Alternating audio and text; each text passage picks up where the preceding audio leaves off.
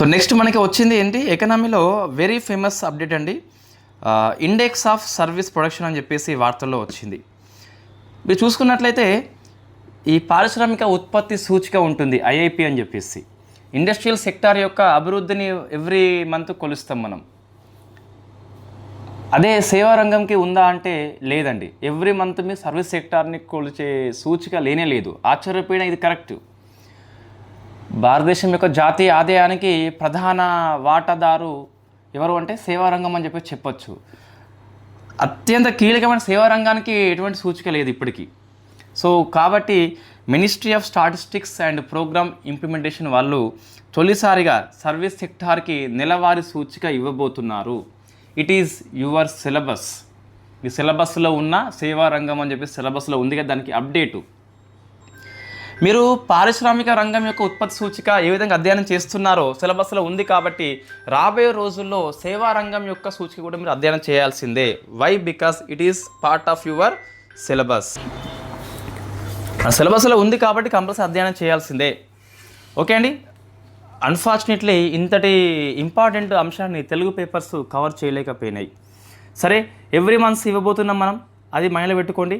ఇంతకుముందు ఐఐపి అయితే ఇలా మంత్లీ ఇస్తున్నాము, అదేవిధంగా మనము ఈ ఐఎస్పి కూడా ఇస్తాం. It is service sector, it is industrial sector. ఇది ఇంపార్టెన్స్ అయినప్పుడు ఇది అంతకంటే ఎక్కువ ఇంపార్టెన్స్. వై? బికాస్ ఇది అప్డేట్లో ఉంది కాబట్టి, కొత్త అంశం కాబట్టి ఐఎస్పి వచ్చేసి వెరీ వెరీ ఇంపార్టెంట్. సరే, ఎవ్రీ మంత్ ఇస్తున్నాము. మరి బేస్ ఇయర్ అవసరం ఉంటుంది కదా, 2024-25 తీసుకుంటున్నాము. సో అది మైండ్లో పెట్టుకోండి. నెక్స్ట్ ఎప్పటి నుంచి స్టార్ట్ అవుతుంది, ఇది ఎప్పటి నుంచి అని చెప్పేసి ఎంఓఎస్పిఐ చెప్పలేదు మనకు. బట్ ప్రస్తుతం అయితే ఒక అప్రోచ్ పేపర్ రిలీజ్ చేసింది. అది 16 పేజీలు ఉందండి. అది మనం చదివి మన యొక్క ఒపీనియన్స్ ఎంఓఎస్పిఐకి మెయిల్ చేస్తే మార్పులు చేస్తారు. అమలు చేసే సమయంలో ఎటువంటి మార్పులు అవసరమో మనం సూచిస్తే అవి నచ్చితే వాళ్ళు మార్పులు చేస్తారట. సో ఇది మైండ్లో పెట్టుకుని కంపల్సరీ. ఎందుకు ఇది మరి అంటే, సో ఇండస్ట్రియల్ సెక్టార్కి ఐఐపి ఉంది, ఇన్ఫ్లేషన్కి సిపిఐ ఉంది, మనకేమో ఏమీ లేదు. సో భారతదేశం యొక్క జాతీయ ఆదాయంలో సేవా రంగం వాటా ఎక్కువ ఉంటుంది. అటువంటి కీలకమైన పాత్ర పోషించే సేవా రంగంకి సూచిక లేదు కాబట్టి ఫైనల్లీ వెయిట్ ఈజ్ ఓవర్, సూచిక ఉందని చెప్పేసి ఎంఓఎస్పీ చెప్పింది. సో బేస్ ఇయర్ని మనం కంపల్సరీ గుర్తుపెట్టుకోవాలండి. దీని యొక్క అప్డేట్స్ మనకి రానున్న 3-4 మంత్స్ టైంలో వస్తుంది. మీరు ఎగ్జామ్స్ రాసే సమయానికి సిలబస్లో ఇది ఉండిపోతుంది. సో మీకు ఐఐపి తెలుసు ఆల్రెడీ, ఇప్పుడు ఐఎస్పి వచ్చింది అంతే. బేస్ ఇయర్ని మనం మైండ్లో పెట్టుకోవాలి. ఎవరు రిలీజ్ చేస్తారని చెప్పేసి, మంత్లీయా ఇయర్లా అని చెప్పేసి గుర్తుపెట్టుకోవాలి, సరిపోతుంది. ఐఐపి ఏ విధంగా ఉంటుందో ఐఎస్పి కూడా అదే విధంగా మనం మంత్లీ వైజ్ రిలీజ్ చేయబోతున్నాము. ఎప్పుడు ఇంకా చెప్పలేదు, అంతే. రైట్, అది క్లియర్ అండి. నెక్స్ట్ ఎకనామీ అంశము సాక్రిఫైస్ రేషియో అని చెప్పేసి వార్తల్లో ఉన్నదండి. సో మనకి బ్లాక్ స్వాన్ ఈవెంట్ అని చెప్పేసి కొన్ని కొత్త పదాలు వస్తాయి. స్టాగ్ఫ్లేషన్ అని చెప్పేసి అటువంటి పదాలు మన సిలబస్లో జనరల్గా ఉండవు. సో మనకి మారుతున్న కాలానికి అనుగుణంగా అప్పటి ఎకనామిక్ కండిషన్ బట్టి ఎకనామిక్ టర్మ్స్ కొన్ని వార్తల్లో వస్తాయండి. అవి తరచుగా ఎగ్జామ్లో యూపీఎస్సీ అడుగుతుంది, టీజీపీఎస్సీ కూడా, ఏపీఎస్సీ కూడా అడుగుతుంది. సో సాక్రిఫైస్ రేషియో మన దగ్గర ఉందా? ఇన్ఫ్లేషన్ పాఠం లోపల వస్తుంది ఇది. సో లేదు మనకి, మనం ఇప్పుడు యాడ్ చేసుకుంటున్నాము. మీట చెప్పే ఎకనామిక్ క్లాసులలో ఇన్ఫ్లేషన్ పాఠం లోపల సాక్రిఫైస్ రేషియో యాడ్ చేయాలి. యాడ్ చేయాలంటే నువ్వు ఎకనామిక్ ఫ్యాకల్టీ అర్హత లేదు నీకు. సో ఏంటి అంటే మనము 2020లో ఏమైందండి, కరోనా సో విజృంభణ చేసింది, అల్లాడిపోయిన మనమంతా కూడా. అప్పుడు ఇన్ఫ్లేషన్ వచ్చేసి హై లెవెల్లో ఉండే. ఈ ఇన్ఫ్లేషన్ కంట్రోల్ కోసము, మేనేజ్ కోసము సో మనం కొంత ఆర్థిక వ్యయం చేసినాం. అంటే ఇంట్రెస్ట్ రేట్స్ పెంచి ఉన్నాం, రెపో రేటు పెంచి ఉన్నాం మనం. సో ఆ ఆర్థిక వ్యయం అనేది ఎంత నష్టపోయినామో చెప్పడమే సాక్రిఫైస్ రేషియో అని చెప్పేసి పిలుస్తాం. ఇన్ఫ్లేషన్ కంట్రోల్ కోసము కేంద్ర బ్యాంక్ యొక్క విధానాల వల్ల ఎంత ఆర్థికంగా రియల్ జీడిపి నష్టపోయినామో అది చెప్పడమే సాక్రిఫైస్ రేషియో అని చెప్పేసి పిలుస్తాం. అంటే 1% ఇన్ఫ్లేషన్ తగ్గించాలంటే ఎంత శాతం రియల్ జీడిపి కోల్పోతున్నామో చెప్పేది సాక్రిఫైస్ రేషియో అని చెప్పేసి శాతాలలో చెప్తుంది మనకి. మళ్ళీ ఇప్పుడెందుకు వార్తల్లో వచ్చింది అంటే, సో మీకు కరోనా సో ఇండియాలో 2020లో న్యూస్లో ఉండే, మీకు మళ్ళీ ఎందుకు వచ్చిందంటే మీకు పశ్చిమ ఆసియా సంఘర్షణ ఉంది కదా. సో మీకు పెట్రోలియం యొక్క రేట్లు పెరిగిపోతున్నాయి. ద్రవ్యోల్బణం పెరిగిపోతుంది, మళ్ళీ మేనేజ్ చేయాలి, మళ్ళీ ఆర్థిక వ్యయం భరించాలి, మళ్ళీ సాక్రిఫైస్ చేయాలి. కాబట్టి వార్తల్లో వచ్చింది. సాక్రిఫైస్ రేషియో అంటే 1% ద్రవ్యోల్బణ రేటును తగ్గించాలంటే ఎంత శాతం రియల్ జీడిపి కోల్పోతామో ఆ కోల్పోయిందే మీకు సాక్రిఫైస్ రేషియోగా పిలుస్తాం. ఇటువంటి అప్డేట్స్ మనకి హనీజీఎస్ అకాడమీ తరచుగా మీకు అందిస్తుంది. అవి ఎగ్జామ్లో కూడా వస్తున్నాయి, ఎక్కువ ఫోకస్ చేయండి. ఓకే అండి. So next Bharat New Zealand FTA అని చెప్పేసి, ఇది అంత ఇంపార్టెంట్ ఏం కాదు. సో మనము ఫైనల్లీ ఇండియా న్యూజిలాండ్ కూడా ఎఫ్టీఏలోకి వచ్చాయి. ఫ్రీ ట్రేడ్ అగ్రిమెంట్ అని చెప్పేసి పిలుస్తాం. స్వేచ్ఛ వాణిజ్య ఒప్పందం, ఉచితంగా మనకి ఫ్రీ అని చెప్పేసి ఉంటుంది. సో ఇండియా న్యూజిలాండ్కి ఏవైతే ఎక్స్పోర్ట్ చేస్తున్నదో ఆ ఐటమ్స్ మీద డ్యూటీ ఫ్రీ, 100% వస్తువుల మీద ఏ వస్తువు మనం ఎక్స్పోర్ట్ చేసినా వాళ్ళు సుంకం విధించరు. అదే న్యూజిలాండ్ మనకు ఎక్స్పోర్ట్ చేస్తుంది కదా, అందులో 95% ఐటమ్స్ మీద డ్యూటీ ఫ్రీ ఉంటుందండి. ఓకేనా? సో మనది 100% ఐటమ్స్, వాళ్ళే మాత్రం 95 అని చెప్పేసి గుర్తుపెట్టుకోవాలి. దాంతోపాటు నెక్స్ట్ 15 ఏళ్లలో భారతదేశంలోకి న్యూజిలాండ్ అనేది మేక్ ఇన్ ఇండియాలో భాగంగా $20 బిలియన్ ఇన్వెస్ట్మెంట్ చేయబోతుంది. ఇది అంత అవసరం లేదు, ఇది ఒకటి కొంచెం గుర్తుపెట్టుకోండి. వై బికాస్ కొన్నిసార్లు ప్రశ్న వస్తే రావచ్చు, ఈ 95-100 వేరే ఉంది కాబట్టి. మనం ఎక్స్పోర్ట్ చేస్తే వాళ్ళు విధించరు, వాళ్ళు ఎక్స్పోర్ట్ చేస్తే మనం ఒక 95 మాత్రమే ఇస్తాం, మిగతా 5% ఐటమ్స్ మీద విధిస్తాం. మొబిలిటీ కూడా ఉంది, అంటే స్కిల్డ్ పీపుల్స్ ఎవరైతే ఉంటారో, స్టూడెంట్స్ ఎవరైతే ఉన్నారో అటు వాళ్ళు ఇటు వాళ్ళు అటు కూడా పోవచ్చు. సో ఇది మీకు న్యూజిలాండ్ ప్లస్ ఇండియా మధ్య ఎఫ్టీఏ అని చెప్పేసి పిలుస్తాం. నాట్ మచ్ ఇంపార్టెంట్, స్కిప్ చేయవచ్చు, పెద్ద ఇబ్బంది ఏం లేదు. నెక్స్ట్ అండి, పిఎం ఇంటర్న్షిప్ స్కీమ్ కింద సో మీకు మార్పులు వచ్చినాయండి. సో కాబట్టి ఇది వెరీ ఫేమస్, మీ సిలబస్లో ఉంది. సో పిఎం ఇంటర్న్షిప్ అనేది అన్ఎంప్లాయ్మెంట్ పాఠం లోపల వస్తుంది, సో ఇది మినిస్ట్రీ ఆఫ్ కార్పొరేట్ అఫైర్స్ వాళ్ళు ఇంప్లిమెంట్ చేస్తున్నారు, ఇది గుర్తుపెట్టుకోవాలి. ఏం మార్పులు వచ్చినాయి అంటే, ఇంతకుముందు విద్యార్హత అనేది యూజీ అండ్ పీజీ పాస్ అయి ఉండాలి, ఇప్పుడేమో చివరి ఇయర్స్ వాళ్ళకు కూడా అప్లికేబుల్ చేస్తున్నారు. ఇది వచ్చిన మార్పు అండి. మార్పులు అన్నప్పుడు మార్పులు బాగా ఫోకస్ చేయాలి. వయసు ఇంతకుముందేమో 21-24 ఉండే కదా వయస్సు అనేది, ఇప్పుడు 18 నుంచి 25కు కుదించారు, 21 నుంచి 18కి కుదించారు, గుర్తుపెట్టుకోవాలి. మినహాయింపు ఇంతకుముందేమో ఒక ఇయర్కి 8 lakhs కనుక ఇన్కమ్ వస్తే సో వాళ్ళకి మినహాయింపు వచ్చేది, అంటే ఈ స్కీమ్ అప్లికేబుల్ చేయకపోయి. ఇప్పుడేమో 12 లక్షలకి పెంచారు అర్హత అనేది, అంటే విస్తరించిళ్ళు, అర్హత యొక్క పరిధి విస్తరించిళ్ళు. 8 lakhs ఉండేది 12 lakhs చేసింళ్ళు. 10 lakhs వచ్చినప్పటికీ నువ్వు అప్లికేబుల్, నువ్వు ఐఐటి ఐఐఎం లాంటి దాంట్లో చదివితే తప్పించి నీకు అప్లికేబుల్ అవుతుంది. వయస్సు 21 నుంచి 24 ఉండేది కదా, 18 నుంచి 25కి పెంచారు. అంటే అర్హత పరిధి విస్తృతం అయిపోయింది, ఇంకా తక్కువ ఏజ్ వాళ్ళు కూడా రావచ్చు. డిగ్రీ పాస్ అయితే ఉండేది, ఇప్పుడు డిగ్రీ లాస్ట్ ఇయర్ ఉన్నా కూడా మీకు ఎలిజిబిలిటీ వచ్చింది, అంటే అర్హత మొత్తం విస్తరించబడింది అని చెప్పేసి గుర్తుపెట్టుకోండి. So what is the PM internship scheme అంటే 24-25 బడ్జెట్ లోపల దీన్ని వెరీ ఫస్ట్ టైం తీసుకొచ్చారు. సుమారుగా 500 టాప్ కంపెనీస్ ఏవైతే ఉన్నాయో నెక్స్ట్ 5 years లోపల 1 crore యూత్కి ఇంటర్న్షిప్ సౌకర్యం కల్పించాలి. సో వీళ్ళు గవర్నమెంట్ అనేది ఎవ్రీ మంత్స్ 12 months వరకు 5,000 ఇస్తుంది. దాంతోపాటు 1 time అసిస్టెన్స్ అని చెప్పేసి ఒకసారి 6,000 ఇస్తుంది. అంటే ప్రతి ఒక్క స్టూడెంట్కి 66,000 ఎన్నో వస్తాయి ఒక ఇయర్కి. కంపెనీస్ ఏవైతే ఉన్నాయో ట్రైనింగ్ కాస్ట్ భరించాలి. దాంతోపాటు ఈ ఇంటర్న్షిప్ కాస్ట్ ఏదైతే ఉందో 6,000 రూపాయలు ఉంది కదా, దానికి 10% ఇవ్వాలి. ఎవరు? కంపెనీస్ ఏవైతే ఇంటర్న్షిప్ సౌకర్యం కల్పిస్తున్నాయో. ఇది వాలంటరీ బేస్ అండి, ప్రభుత్వాలు ఆ కంపెనీలను బలవంతం చేయలేవు, వాళ్ళ ముందుకు వస్తారు. సో మొత్తం 500 కంపెనీస్ లోపల నెక్స్ట్ 5 years లోపల 1 crore యూత్కి స్కిల్లింగ్ నైపుణ్యము ఇంటర్న్షిప్ సౌకర్యం కల్పించాలి. స్టైఫండ్ ఎంత అని చెప్పేసి అవంతా మైండ్లో పెట్టుకోవాలి. వై? బికాస్ అన్ఎంప్లాయ్మెంట్ మీద చాలా స్కీమ్స్ ఉంటాయి. స్కిల్లింగ్ అని చెప్పేసి మనం హెడ్డింగ్ పెట్టుకొని దాని మీద డిస్కస్ చేస్తాం అప్డేట్స్లో. సో మార్పులు వచ్చినాయండి. 21 నుంచి 24 వయసు ఉన్న వాళ్ళకి 18 నుంచి 25 కుదించారు. 8 lakhs ఉంటే ఎలిజిబిలిటీ లేకుండా ఇప్పుడు 12 lakhs అని చెప్పేసి పెంచారు. యూజీ పీజీ వాళ్ళు ఎలిజిబిలిటీ ఇప్పుడు యూజీ పీజీ ఫైనల్ ఇయర్ అవుతే అయిపోతుంది. సో ఇవి మీకు అప్డేట్స్ అండి. Next economy, Paytm payment bank యొక్క లైసెన్స్ని ఆర్బీఐ రద్దు చేసింది అండర్ 1949 బ్యాంకింగ్ రెగ్యులేషన్ యాక్ట్ అని చెప్పేసి పిలుస్తాం. సో మనకి పేమెంట్ బ్యాంక్ అని చెప్పేసి బ్యాంకింగ్ సెక్టార్లో కమర్షియల్ బ్యాంక్ అని చెప్పేసి, కోఆపరేటివ్ బ్యాంక్స్ అని చెప్పేసి, కొన్ని డిఫరెన్షియేట్ బ్యాంక్ అని చెప్పేసి ఉంటుంది. అందులో వన్ ఆఫ్ ది టైపు ఈ పేమెంట్ బ్యాంకులు అండి. ఇప్పుడు ఏమైంది అంటే పేటిఎం పేమెంట్ బ్యాంక్ యొక్క లైసెన్స్ రద్దయింది. ఎందుకు రద్దయింది అంటే కేవైసీ నామ్స్ వాళ్ళు ఫాలో కాలేదు. That's it, enough. There is no need to PhD course. But మనం డిస్కస్ చేయాలి పేమెంట్ బ్యాంక్ యొక్క హిస్టరీ ఏ విధంగా ఉంది. సో మీకు బ్యాంకులలో కమర్షియల్ బ్యాంక్ అని చెప్పేసి ఉంటుంది. కమర్షియల్ బ్యాంక్ కేటగిరీలో డిఫరెన్షియల్ బ్యాంక్ అని చెప్పేసి మరో కేటగిరీ ఉంటున్నది. అందులో వచ్చేదే పేమెంట్ బ్యాంక్ అని చెప్పేసి పిలుస్తాం. సో నచికేత్ మోర్ కమిటీ సిఫార్సు మేరకు ఇది మన 2013 కంపెనీ యాక్ట్ కింద ఫస్ట్ ఏర్పాటు చేస్తాం. తర్వాత బ్యాంకింగ్ లైసెన్స్ అనేది మనకి ఆర్బీఐ ఇస్తుంది. సో అందరికీ ఎలిజిబిలిటీ ఉన్నదా? లేదండి. నాన్ బ్యాంకింగ్ ఫైనాన్స్ కార్పొరేషన్ వాళ్ళు ఏర్పాటు చేయవచ్చట. ప్రీపెయిడ్ కార్డ్స్ విక్రయించే సంస్థలు ఏమైనా ఉంటే వాళ్ళు ఏర్పాటు చేయవచ్చట. టెలికాం కంపెనీస్, ఫర్ ఎగ్జాంపుల్ ఇండియాలో ఫస్ట్ పేమెంట్ బ్యాంక్ అని చెప్పేసి ఎయిర్టెల్ బ్యాంక్ 2017లో ఏర్పాటు చేస్తాం. అంటే టెలికాం కంపెనీలు కూడా ఏర్పాటు చేయవచ్చు. ప్రభుత్వ రంగ సంస్థలు ఇండియన్ పోస్ట్ అని చెప్పేసి మనకు ఏర్పాటు చేసింది, అంటే ఇది కూడా ఏర్పాటు చేయవచ్చు.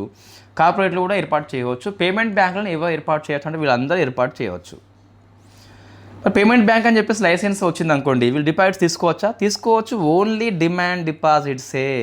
ఇంతకుముందు 1 lakh అని చెప్పేసి ఉండే 2021లో 2 lakhsకి పెంచారు. ఈ డిమాండ్ డిపాజిట్ లోపల 75% జీసెక్లో ఆ బ్యాంకులు ఇన్వెస్ట్మెంట్ చేస్తాయి. There is no FD, there is no NRI deposits. No అండి, ఎఫ్డి డిపాజిట్ తీసుకోదు. There is no fixed deposits, there is no term deposits. Only demand డిపాజిట్సే. సేవింగ్ కావచ్చు, కరెంట్ అకౌంట్ కావచ్చు. సో ఇది గుర్తుపెట్టుకోండి. ఒక యూపీఎస్ సైట్లో వేరే వచ్చిందని చెప్పేసి కొంతమంది నాకు మెసేజ్ చేయడం జరిగింది, బట్ అది తప్పు అండి. మళ్ళీ చెక్ చేయడం చేసిన. సో నో, ఎఫ్డి అనేది తీసుకోదు. మనం 24 ఎకనామీ అప్డేట్స్లో డిస్కస్ చేసి ఉన్నాం ఆల్రెడీ. డెబిట్ కార్డ్స్ ఇష్యూ చేస్తుంది. Credit card no. PSL no. PSL అంటే ప్రయారిటీ సెక్టర్ లెండింగ్ అని చెప్పేసి మనం రుణం ఇవ్వాలి కొంత. సో ఇది అసలు మీకు పేమెంట్ బ్యాంకులు ఏవి కూడా లోన్స్ ఇవ్వండి. There is no loan, there is no credit cards. So భారతదేశంలో ఫస్ట్ పేమెంట్ బ్యాంక్ అని చెప్పేసి ఎయిర్టెల్ బ్యాంక్ 2017 లోపల మనం ఏర్పాటు చేసుకోవడం జరిగింది. ఇండియన్ పోస్ట్ పేమెంట్ బ్యాంక్ అని చెప్పేసి ప్రభుత్వ రంగం లోపల ఇది ఒక పేమెంట్ బ్యాంక్ అండి. దీన్ని డిపార్ట్మెంట్ ఆఫ్ పోస్ట్ ఏర్పాటు చేస్తుంది. చెప్పినాయి కదా, టెలికాం కంపెనీలు ఏర్పాటు చేయవచ్చు, ప్రభుత్వ రంగ సంస్థలు కూడా ఏర్పాటు చేయవచ్చు. That is payment bank for you. Next SAARC currency swap framework అని చెప్పేసి వార్తల్లో ఉంది. ఎందుకంటే మల్దీవులకి ఈ ఒప్పందం కింద 30 బిలియన్ రూపాయలు తొలి విడత లోపల విత్డ్రా చేసుకోవాలని చెప్పేసి ఆర్బీఐ ఆమోదించింది. అందుకు వార్తల్లో వచ్చింది. సో మల్దీవులకి ఏదైతే ఉందో 30 బిలియన్ డాలర్లు అని చెప్పేసి రూపాయలు అని చెప్పేసి ఆమోదించింది. వీళ్ళు విత్డ్రా చేసుకోవచ్చు under SAARC currency swap agreement అని చెప్పేసి. సో ఇది మీ సిలబస్లో ఉన్న అంశము. ఎక్కడ వస్తుందండి? రూపీ వాల్యూ కాడ వస్తుంది. రూపాయి విలువ బలోపేతం కోసం అని చెప్పేసి ఆర్బీఐ కరెన్సీ స్వాప్ అగ్రిమెంట్ని ఆమోదించుకుంటుంది. బ్యాలెన్స్ ఆఫ్ పేమెంట్ సంక్షోభం వచ్చినప్పుడు ఈ చర్య తీసుకుంటాం మనం జనరల్గా. సో మనం డిస్కస్ చేసినాం ఫారెన్ ట్రేడ్ పాఠం లోపల, రూపీ వాల్యూ లోపల డిస్కస్ చేసినాం మనం ఇదంతా కూడా. సో ఫస్ట్ చూస్తే ఇన్ఫ్యాక్ట్ సార్క్ కరెన్సీ స్వాప్ అని చెప్పేసి సార్క్ దేశాల కోసం 2012లో ఆర్బీఐ తీసుకొచ్చింది. సార్క్ దేశాలు ఏవైతే ఉంటాయో అవి బ్యాలెన్స్ ఆఫ్ పేమెంట్ విషయంలో సంక్షోభం వచ్చినప్పుడు డాలర్స్ కొరత ఉంటుంది కాబట్టి సో వీళ్ళు దేశీయ కరెన్సీని పరస్పరం మార్పిడి చేసుకుంటారు. సో కరెన్సీ స్వాప్ అనేది చాలా దేశాలతోని ఆర్బీఐకి ఒప్పందం ఉంది. మొన్న శ్రీలంక కూడా మనము కరెన్సీ స్వాప్ ఒప్పందాన్ని ఆమోదించినాం. ఇప్పుడు మల్దీవులకి ఈ సార్క్ ఒప్పందంలో భాగంగా ఇచ్చారు. 2012లో సార్క్ కంట్రీస్ను ఆర్బీఐ ఒప్పందం చేసుకున్నాయి. సార్క్ కరెన్సీ స్వాప్ అని చెప్పేసి పిలుస్తాం. 24-27లో సవరణ చేసిండ్రు. ఏం సవరణ అంటే 250 బిలియన్ రూపాయలేమో ఇండియన్ రూపాయల్లో స్వాప్ చేసుకోవచ్చు, $2 బిలియన్ ఏమో యూరో లేకుంటే అమెరికన్ డాలర్లో స్వాప్ చేసుకోవచ్చు. So what is the currency swap? ఎందుకు చేస్తుందంటే రూపాయి అంతర్జాతీయకరణ కావచ్చు. సో ఇది బెస్ట్ ఎగ్జాంపుల్ దీనికి. ఇది ఇంకోటి స్ట్రెంగ్తెన్ రీజనల్ ఫైనాన్షియల్ స్టెబిలిటీ. ప్రాంతీయ ఆర్థిక వ్యవస్థ సంక్షోభంలో ఉన్నప్పుడు బలోపేతం కోసం సాయం చేద్దామని చెప్పేసి తీసుకొచ్చారు. డాలర్స్ మార్పడం జరిగేది ఇది, రూపాయి కోసం అంటే ఇది. సో రూపాయి అంతర్జాతీయకరణ జరుగుతుంది. సో కరెన్సీ స్వాప్ అంటే ఒక నిర్ణీత రేటుతో రెండు దేశాల కరెన్సీలు పరస్పరం మార్చుకుంటాయి. స్వాప్ చేస్తే అంతే మార్చుకుంటాయి. వాళ్ళకి సంక్షోభం వచ్చింది, మల్దీవులకి.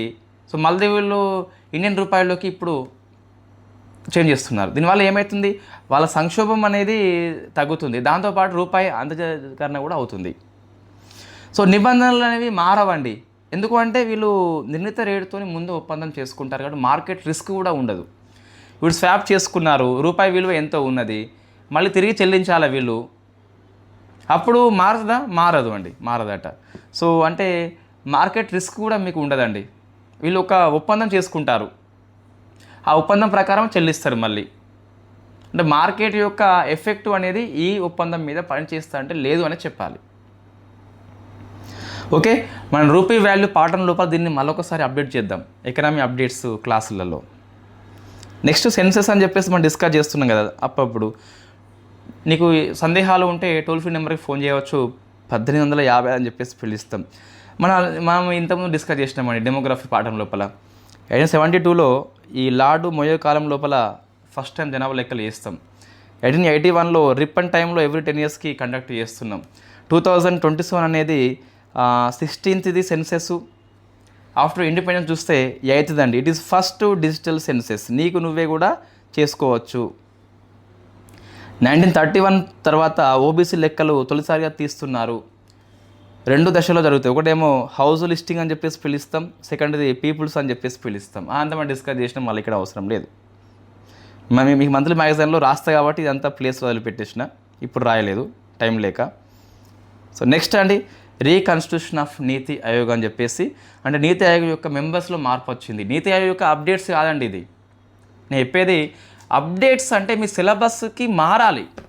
నీతి ఆయోగ్ యొక్క కూర్పు మారాలి. ఇక్కడ కూర్పు అదే ఉంది, అందులో వ్యక్తులు మాత్రం మారారు. ఇది కరెంట్ అఫైర్స్ కిందకి వస్తుంది మనకి. నేను చెప్పేది అర్థమవుతుంది కదా. నీతి ఆయోగ్ యొక్క పనితీరులో నిర్మాణంలో మార్పు వస్తే సిలబస్లో వచ్చిన మార్పు అది మళ్ళీ మారేంత వరకు మీరు చదువుకోవాల్సిందే. కొంతమంది సందేహం ఏంటంటే కరెంట్ అఫైర్స్ 1 year చదవాలా 2 years అంటే 1 year 2 years అని కాదు, నీ సిలబస్లో ఉన్న అంశాలకి చివరిసారి నువ్వు ఎప్పుడు అప్డేట్ చేసుకున్నావో అప్పటి నుంచి చదవాలి.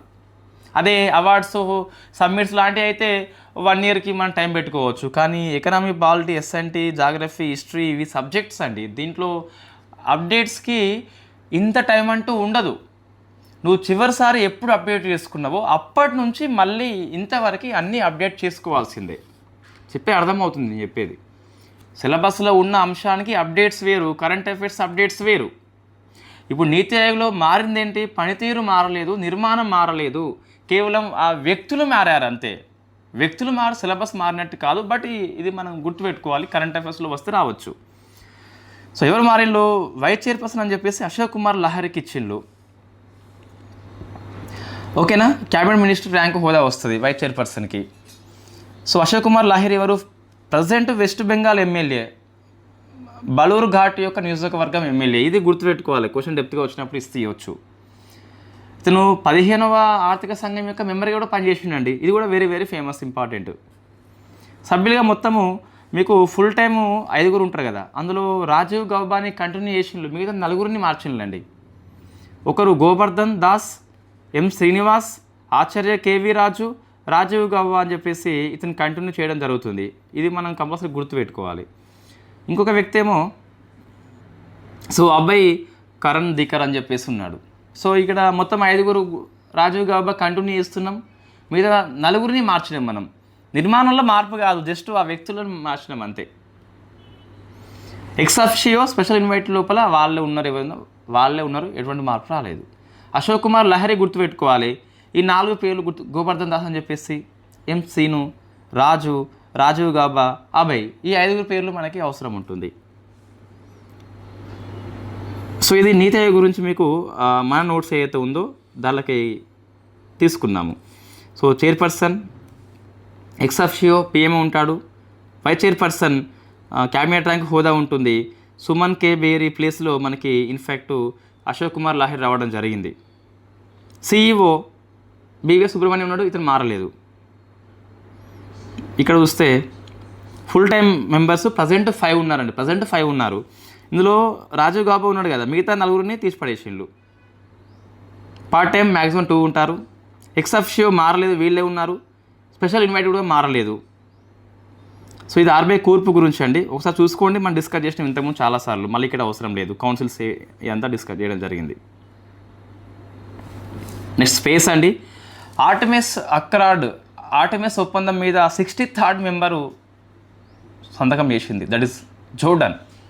సో ఆర్టెమిస్ అక్కడ 2020 లోపల అమెరికా ప్రభుత్వమును, నాసాను 7 గ్లోబల్ స్పేస్ సంస్థలు కలిపి ఏర్పాటు చేసినాయి. నాన్ బైండింగ్ ఒప్పందం ఇది. ఇండియా కూడా మెంబరా అంటే 27th అని చెప్పేసి గుర్తుపెట్టుకోవాలి. ఆర్టెమిస్ ఒప్పందం మీద 63వ కంట్రీ ఏంటి? జోర్డన్. మనము చివరిసారి 54 అని చెప్పేసి ఎప్పుడు డిస్కస్ చేసినాం. 55, 56 ఇవన్నీ 60 డిస్కస్ చేయలేదు, పేపర్లు రాలేదు, మనం డిస్కస్ చేయలేదు, అవసరం లేదు కూడా. ఒక సభ్యత్వం తీసుకున్నప్పుడు ఎంత నెంబర్ అని చెప్పేసి మనకి అన్ని పేపర్లో వస్తుంది కదా, అదే ఎగ్జామ్లో వస్తుంది. 63 జోర్డన్, సరిపోయింది. So next, first ever gene therapy genetic hearing loss, అంటే పుట్టుకతోని వారసత్వంగా వచ్చే చెవిటి వ్యాధికి ఇంతవరకు జన్యు చికిత్స లేదు. వెరీ ఫస్ట్ టైం ఆమోదించడం. దాని పేరు ఓటార్మేన్ అని చెప్పేసి పిలుస్తాం. సో చికిత్స పేరేంటి? ఓటార్మేన్ అని చెప్పేసి అమెరికా యొక్క FDA ఆమోదించింది. దీన్ని ఏ సంస్థ డెవలప్మెంట్ చేసింది? వెరీ ఫస్ట్ టైం ఇటువంటి చికిత్స వచ్చినప్పుడు సంస్థ పేరే ఎగ్జామ్లో వస్తుంది, గుర్తుపెట్టుకోవాలి. సో రీజెనరన్ ఫార్మాస్యూటికల్స్ అని చెప్పేసి అమెరికా సంస్థ ఇన్ఫాక్ట్ దాన్ని అభివృద్ధి చేసింది. ఫస్ట్ జన్యు చికిత్స అనేది ఫస్ట్ టైం కాబట్టి సంస్థ పేరు మనకి అవసరం ఉంటుంది. Next, first malaria treatment for infant అని చెప్పేసి, అంటే శిశువు కోసము ఇంతవరకు there is no special formula malaria కోసం. అడల్ట్ యొక్క ఫార్ములానే వాళ్ళకి ఉపయోగిస్తున్నాం మనం. సో వాళ్ళకి హెల్త్ పరంగా ఇబ్బందులు వస్తున్నాయి.